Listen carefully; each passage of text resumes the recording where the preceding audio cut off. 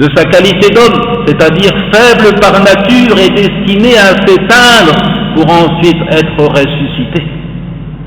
فعن معاذ بن جبل قال لما بعثه رسول الله صلى الله عليه وسلم إلى اليمن خرج معه يوصيه ومعاذ راكب ورسول الله يمشي تحت راحلته فلما فرق قال يا معاذ إنك عسى ألا تلقاني بعد عام هذا أو لعلك أن تمر بمسجد هذا أو قبري فبكى معاذ خاشعا لفراق رسول الله صلى الله عليه وسلم ثم التفت فأقبل بوجهه نحو المدينة فقال إن أولى الناس بي المتقون من كانوا وحيث كانوا رواه أحمد.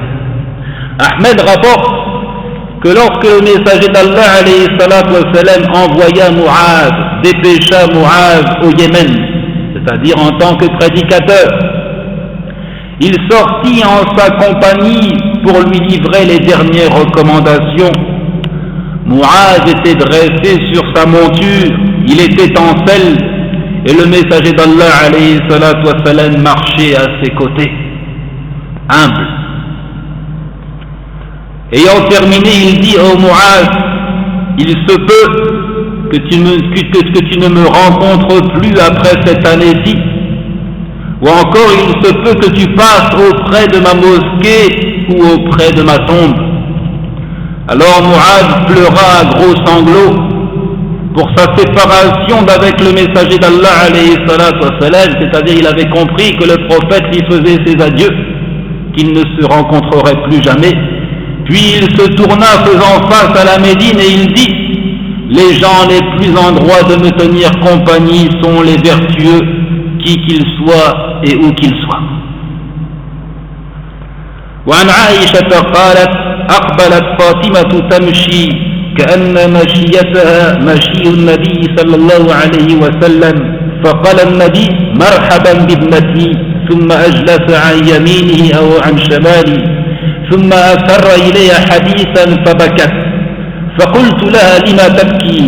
ثم أسر إلي حديثا فضحكت فقلت: ما رأيتك اليوم فرحا أقرب من حزن، فسألتها عما قال فقالت: ما كنت ليفشي سر رسول الله صلى الله عليه وسلم حتى قبض النبي صلى الله عليه وسلم، فسألتها فقالت: أسر إلي إن جبريل كان يعارض علي القرآن أو يعارضني القرآن كل سنة مرة، وإنه عارضني العام مرتين ولا أراه إلا حضر أجلي، وإنك أول أهل بيتي لحاقا بي، فبكيت.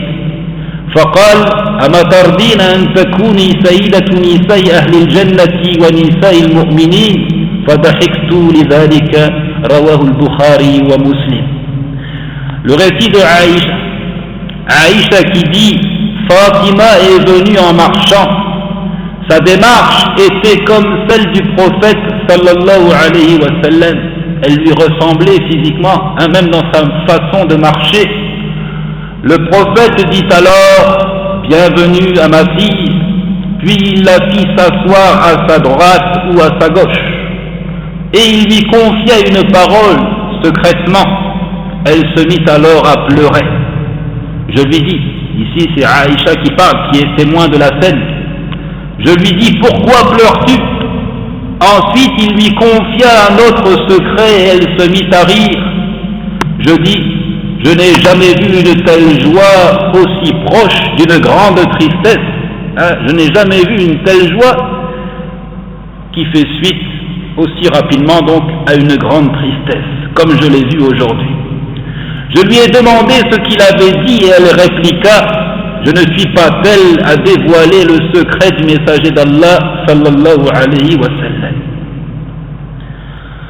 Elle dit: jusqu'à ce qu'il meure, c'est-à-dire jusqu'après sa mort alayhi salatu wa sallam. Je lui reposai la question et elle dit: il m'a confié secrètement que Gabriel lui faisait réviser le Coran une fois l'an et que cette année-là, il l'avait exposé à 2 reprises et qu'il ne voyait en cela que le signe de l'approche de son terme de vie. il voyait dans le fait de réviser le Coran 2 fois cette année-là le signe de sa mort proche.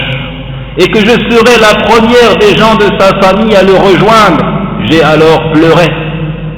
Puis il me dit, n'es-tu pas satisfaite d'être la maîtresse de toutes les femmes du paradis ou encore de toutes les femmes des croyants? Et alors j'ai ri. Dans ce récit également, le prophète faisait l'annonce de son départ. Il faisait l'annonce de sa mort, alayhi salatu wa sallam. Le prophète sallallahu alayhi wa sallam et certains de ses compagnons également comprirent l'approche de sa mort, notamment avec la révélation du chapitre An-Nasr, la victoire, lorsqu'Allah le Très-Haut dit إذا جاء نصر الله والفتح ورأيت الناس يدخلون في دين الله أفواجا فسبح بحمد ربك واستغفره إنه كان توابا. Lorsque vient le secours d'Allah ainsi que la victoire, et que tu vois les gens entrer en foule dans la religion d'Allah, alors par la louange, célèbre la gloire de ton Seigneur et implore son pardon, car c'est lui le grand accueillant au repentir. Car si les gens entrent en masse dans la religion d'Allah, c'est donc que le message est transmis clairement, que le message leur est parvenu, et donc la mission du prophète alayhi salatu wa salam est terminée. Wa ma'ala ar-rasuli illa al-balaghul mubin. Le Très-Haut dit, il n'incombe au messager que de transmettre explicitement son message, que de transmettre clairement son message. Si le message est transmis, alors sa mission prend fin. Il n'a plus de raison d'être, alayhi salatu wa salam. Dans le récit de Ahmed, alors que le prophète, alayhi salatu wa salam, visitait le cimetière en compagnie de Abu Muwayhaba, il dit, il se tourna vers moi, puis il me dit, Ya Abu Muwayhaba, inni qad utitu mafatiha khazain ad-dunya wal khuld fiha, thumma al-jannah. وخيرت بين ذلك وبين لقاء ربي عز وجل والجنة. قال قلت بأبي وأمي فخذ مفاتح الدنيا والخلد فيها ثم الجنة. قال لا والله يا أبا مويهبة لقد اخترت لقاء ربي عز وجل والجنة.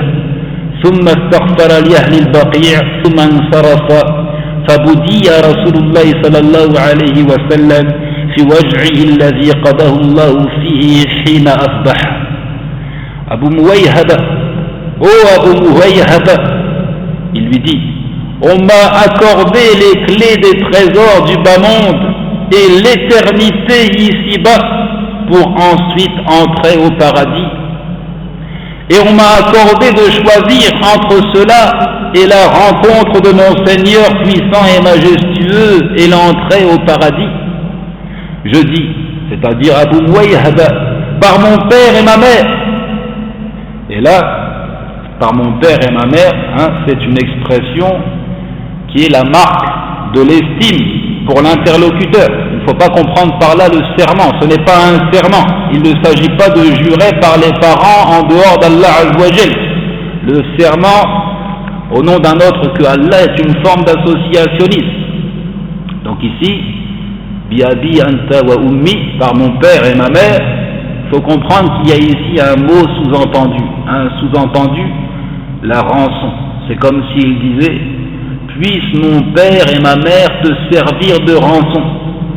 C'est-à-dire, tout ce que j'ai de plus cher, je le donnerai pour ta rançon. C'est ça le sens. Il dit par mon père et ma mère, prends les clés du bas monde et la vie éternelle ici-bas, puis le paradis. Il dit, par Allah, non, Abu Muwayhaba, j'ai choisi la rencontre de mon Seigneur puissant et majestueux et le paradis.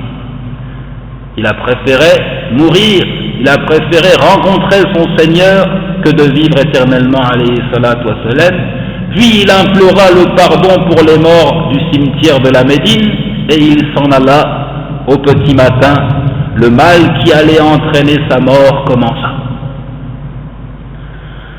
Dans cette invocation également en faveur des morts, il y a la confirmation de sa propre mort, alayhi salatu wassalam, puisqu'il nous a enseigné de dire en entrant au cimetière: Assalamu alaykum ahla ad-diyar min al-mu'minin wal-muslimin wa inna insha'Allahu bikum lahiquna nas'alullah lana wa lakum al-afiyah. Que la paix soit sur vous, ô habitants des demeures, c'est-à-dire des tombes, de parmi les croyants et les serviteurs soumis à Allah. Certainement, nous allons, que plaise à Dieu, vous rejoindre. Wa inna insha'Allahu bikum lahiqun. Nous allons, s'il plaît à Allah, vous rejoindre.